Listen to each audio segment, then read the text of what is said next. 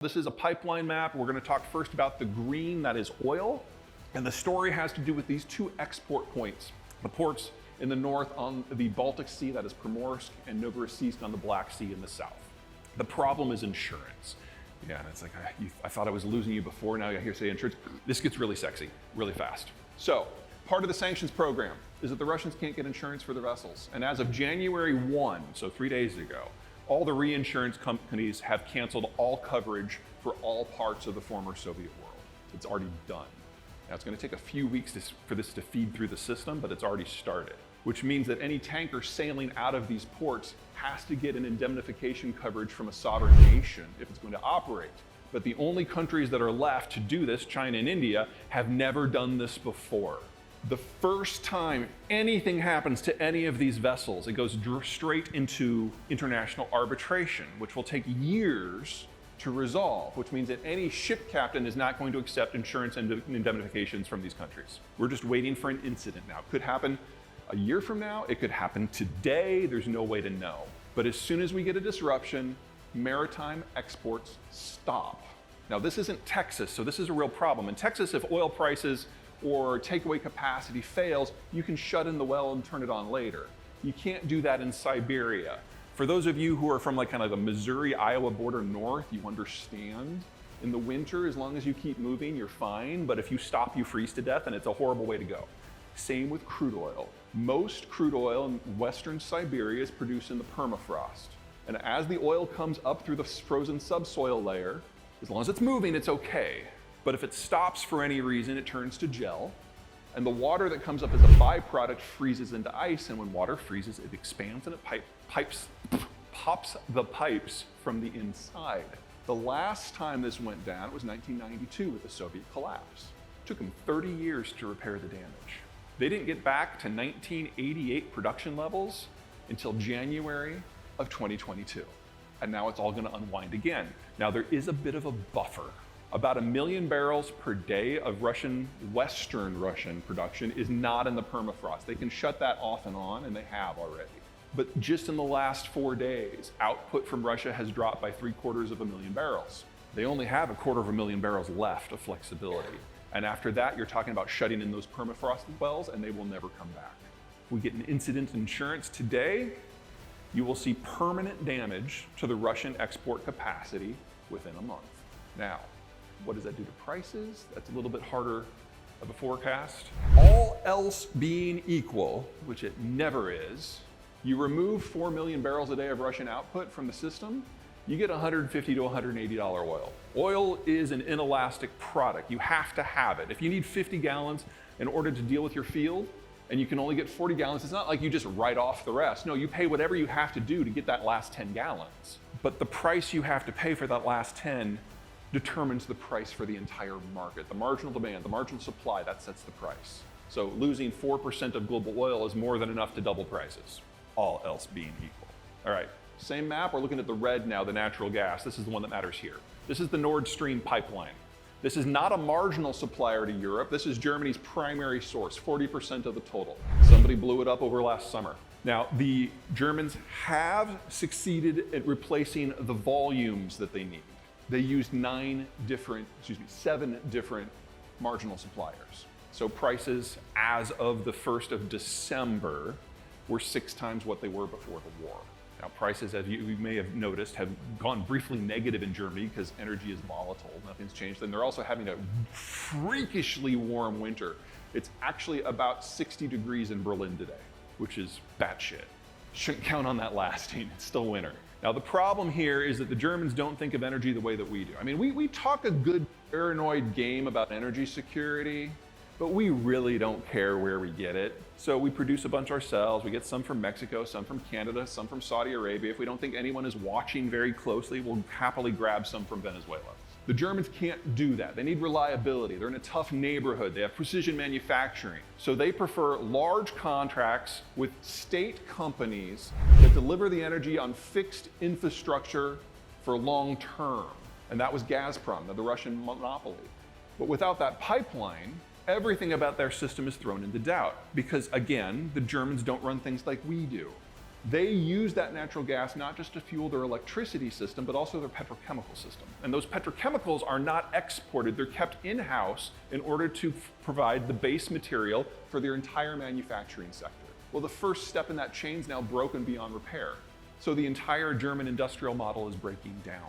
If you want a Beamer, buy it now. This is the last model. Be sure to get 10 years of parts, you're going to need them. And it's going to get so much worse because this is the backup plan. Pipes that go through the conflict zone in an artillery war where one side is deliberately destroying infrastructure. This is going to get so much worse in Europe before it gets better. All right, natural gas in Germany, let's talk dairy. Again, green's where it comes from, red where it's go, and this is what's going away. The Germans are the largest economy in Europe. They're the ones who pay for Europe. And if they have an industrial breakdown that they can't recover from, the European budget dissolves. That means the Common Agricultural Project goes away. And for the major dairy exporters in Europe who wouldn't exist if not for the subsidy structures, specifically the Netherlands, Germany, and Denmark, that means that entire block of competition vanishes because they have no market reason to exist if it wasn't for the subsidy system. Now, the French stuff is still there. The Italian stuff is still there. Those are niche products, those are quality driven, they have their own market case, they're fine. And my God, the Kiwis are going nowhere. But for that mid-quality bulk production that you go head to head with in every market, that just goes away.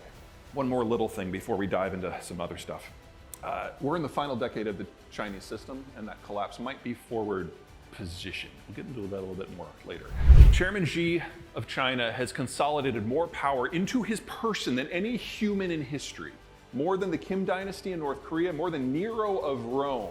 He is so paranoid, he is so isolated, and he has shot the messenger so many times that no one will bring him any information at all. Not information that they think might make him mad, any information at all, because they don't know the status of the debate with the voices in his head, and they don't know what's going to set him off. So we're seeing catastrophic policy decisions across the board. Last May, the country was suffering from nationwide brown and blackouts. Xi didn't find out until September. You know who told him? Joe Biden. Now, I'm going to go out on a limb and guess that there's a diversity of well thought out opinions in this room on Uncle Joe. But I don't think any of us think of Uncle Joe as a source of breaking news. But Xi's basically locked himself in a closet. He's worse than Barack Obama at this point. And that means his information is limited to ideology, whether it's his own or ones that have been provided to him. So he bought Russian ideology. He bought Russian ideology hook, line, and sinker. So back last February, 6 days before the war started in Ukraine, Putin was in Beijing. And he told Xi to his face, "Why would I invade Ukraine? That would be crazy." So Xi was the only world leader caught with his pants down. And can you imagine like the national security guys in the back of the room when that conversation was happening? "Sir, there's 250,000 troops on the border." "No, shut up. You know what he did to the last guy? His head's a paperweight." They believe their own propaganda. All this Taiwan stuff. Now, I am going to be of a minority here in that I don't think a Taiwan war is going to happen. Let me kind of lay that out for you. There's certain assumptions that you make when you're planning on conquering another country, and they guide your military transformation so that you're ready for the fight. The problem is that the Ukraine war has laid bare that all of the assumptions that the Chinese have made were wrong. I mean, assumption number one, it's going to be an easy fight. That's been discarded because you have to swim to get to Taipei. You can walk to Kiev. The Ukrainians have been preparing for this war for 8 years. The Taiwanese have been preparing for a war with the mainland for 45. So, gone. Number two, Russian weapons are awesome, so let's steal the IP and clone them, spend $3 trillion outfitting all of our troops. They now know that that was $3 trillion wasted, and they don't have a weapon system appropriate for the game. Assumption number three, Russia's too important to international economics, so no one will punish it. They'll just, bitch, send out some press releases, and it'll be over. Error. And say what you will about the Russian economy, it's not great, but it is a massive producer and exporter of food and energy products. The Chinese are the world's largest importer of both, and they import 80% of the inputs that allow them to grow their own food.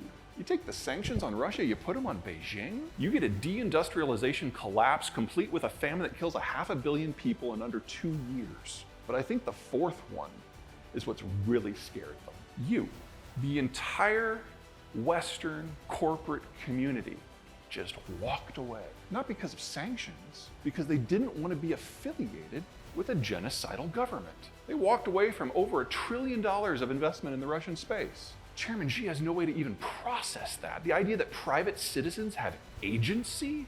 So every aspect of all of their strategic planning for the last half century has gone out the window because of Vladimir Putin. And this is normally where you would take all of your smart people and put them in a back room with some beer and some bourbon and say, don't come out until you can give me a plan B. But Chairman Xi has shot all those people. There's no one left. And so China is slamming its head into the wall over and over and over until something cracks. And the thing that cracks is not going to be Taiwan.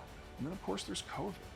I'm going to assume that there's a diversity of well-formed opinions in this room on COVID as well. But I think we can all agree that there's two possible paths here: mass immunization or mass exposure. And I think if we're all being really honest with ourselves at home, alone, in the dark, with the doors locked and the shades pulled, we will admit that the other side has a point or two that is worthy of consideration. Is that fair? Can't do that in China. We know from data from third countries that the Chinese vaccines don't work. And until very recently, the Chinese have been very successful at keeping COVID out of the general population, so no one had natural immunity. Well, we're now dealing with a challenge to Xi personally. Those protests that happened over Thanksgiving, they started with COVID, but it spread very rapidly, and this is one of the dangers of one-man rule. When the buck starts and stops with you, when anything goes wrong, everything goes wrong, because there's no backup source of legitimacy.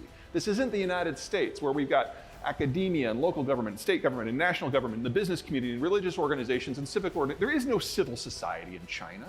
And so when something cracks anywhere, every bit of discontent on everything boils up, and it all targets the source of the legitimacy, the one thing, Chairman Xi personally.